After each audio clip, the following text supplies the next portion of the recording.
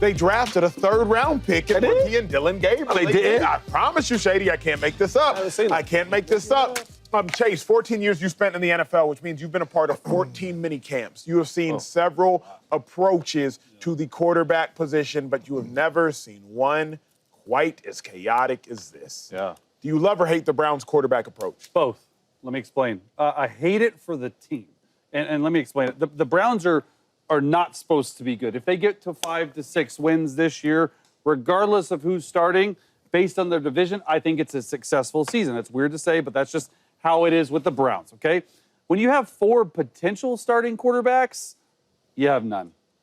And you can't even begin to evaluate these 4 guys unless they're getting first-team reps. Shedeur was talked about last week, not getting any first-team reps. I don't know if Dillon has or not, right? It's Flacco and Kenny Pickett. But if you're saying it's an open competition, cut it down to 2. And I don't think that cut down to 2 for actually competing for the starting job will come until games. So it's too early to tell. So I hate that for the team because evaluation, it's hard to evaluate quarterbacks in shorts and helmets on June the 10th, right? I think you can separate yourself. And the reason why I love it specifically for Shedeur Sanders, right? Going into the draft, he was on this mountaintop. He was supposed to be the number 1 or number 2 best quarterback in the draft. He was supposed to do this. He was supposed to do that. And look, I think some people tore him down. He slid to the 5th round. There was some anonymous sources, which I absolutely hate. We can all agree he's not a 5th-round talent. His talent is somewhere in the 1st, 2nd round.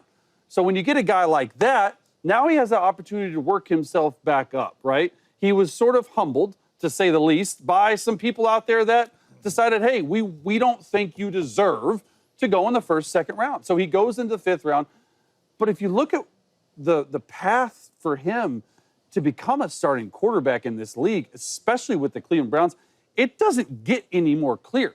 Like this is probably the best spot other than the Pittsburgh Steelers for him to go in and to go win a job. When have you ever heard a coach say, and we've all played a lot of years, like 39 years of total, when have you ever heard a coach say it's a 4-man competition? Huh? You have a Super Bowl MVP, you have a 1st-round pick, you have a 3rd-round pick, but Shedeur Sanders has just as good a chance to win the starting job as all those guys. To me, I don't think it's realistic for Shedeur to start right away, but I do believe he will be the starter at some point this year, and that's what we've said, right? And if you look at the offense that Kevin Stefanski runs, I think that Shedeur fits it. Not that Dillon doesn't, but I think Shedeur is a under-center, play-action, pocket passer. If he can do well enough and he can show enough in preseason games, there's no reason why to think he can't start. James, love or hate the approach? I love it. And the more and more we talk about this situation, I start to hate it.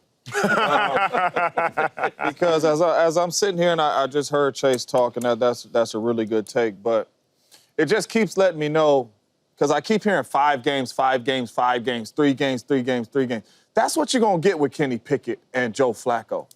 So eliminate them. I'm just eliminate them. If these 2 rookies go out there and they play well in preseason, put these rookies in the game. You guys have been struggling at the quarterback position for a very, very, very long time. Now you're playing with house money. If you put these young boys out there and you let them go play, and whichever one wins the battle and goes out there and start week 1, if they don't deliver, then you know what you got to do for next year. You know what Kenny Pickett and Joe Flacco is going to bring. Joe Flacco is 41 years old like me, 40 years old. So if he's going to bring you 5 games, why is he even here? And I'm being real. Why is he even here? You should let the young boys spin. Let these boys battle this thing out in preseason. If Shedeur plays better than him, he goes out there. If Dillon Gabriel plays better than him, that's what y'all want because y'all drafted him first, he goes out there. But if you're only going to win 3 to 5 games, why are we even worried about these veterans? And that's just me being real. Get these young boys ready to go play some football. It is going to be a bunch of number 12 jerseys out there in Cleveland. We already know that. Let him go out there. It's going to be great for the NFL, and let him go out there and develop and learn. I would eliminate these 2 veterans, man, and I would see who wins this battle out of the young bulls and go out there and play. That would be my approach. I don't think there's enough space for this competition. That's why I don't like it. You can't rotate 4 dudes with the ones. That's why, if y'all remember last week, Shedeur was the odd man out. Everybody got first-team reps except Shedeur Sanders. Next week, it might be Dillon Gabriel, the odd man out. The next week, it might be Joe Flacco, the odd man out. There's just not enough first-team repetitions to go around for 4 guys. And so now the player that doesn't end up inevitably starting is taking first-team reps from the dude that will inevitably start. You're just wasting time. At minimum, eliminate one of them. To James's point, if it's going to be Flacco eliminated, eliminate Flacco. That's fine. But eliminate one of them. I don't genuinely care which one you eliminate. But there's no need to have this competition with 4 different cues because now you're stealing reps from somebody that's definitely going to need them moving forward. Kenny Pickett doesn't have a lot of quality experience in the NFL. Quality. He has experience. It hasn't been very quality. None with Cleveland. Gabriel, Shedeur, none with Cleveland. They could all use the repetitions. Instead, you got to divvy it up by 4. Yeah, I hate it. I hate the whole movement, what they got going on over there. You have a room full of quarterbacks that's not proven. You got a room full of quarterbacks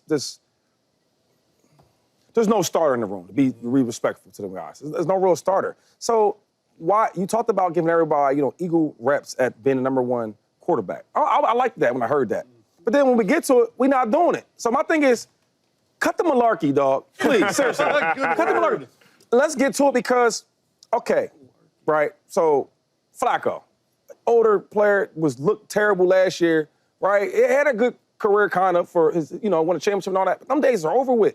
It's time to move on with the new, out with the old. What are you going to get from him playing? 3-game, 4-game win? What are we doing with that? Instead of getting some young players that has some type of talent, let's see what they got. Let's move him out the picture.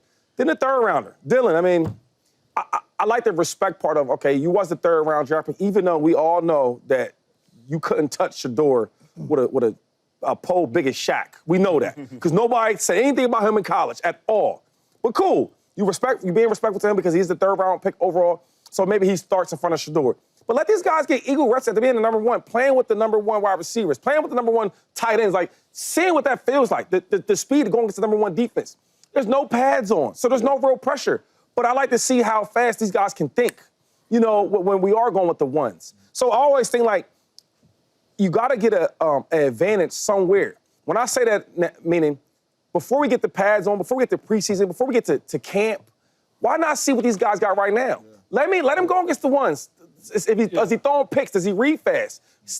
Coaching tape. That's fair. You get what I'm saying? Go against the 4s. I mean, I'm not even being disrespectful, but and really quick. No, real quick. When I was playing all that and OTAs, I maybe once or twice against the third team, 14. That's easy. I'm not learning nothing about playing with them dudes. That dude's gonna get cut.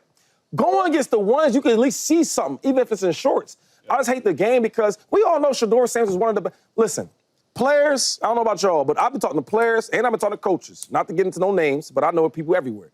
And they've been saying, yo, this young kid ain't no 5th round draft pick. He's looking really, really good. But it's hard to see that when I'm going against the 4s. And my thing, and the main thing I say, eliminate 2 of them and let them young boys go, is because we're not going that much in training camp. The ones are not taking that many reps. So if you telling me we rotating 4 quarterbacks, that means it's more reps for Jerry Jeudy. It's more reps for the ones O-line. It's more reps for all these dudes. They don't need all them reps. That's how people get hurt. So narrow this thing down to these 2 quarterbacks. You know what you get from Joe Flacco. You know what Kenny Pickett brings. Put these young boys out there, man, and let them go compete for this starting job, man. Well, and I think to James and Shady's point, the thing that makes the most sense, and we've talked about it a lot on this show, is the Cleveland Browns have 2 first-round picks next year, right? And they know what they have in Kenny Pickett and Joe Flacco.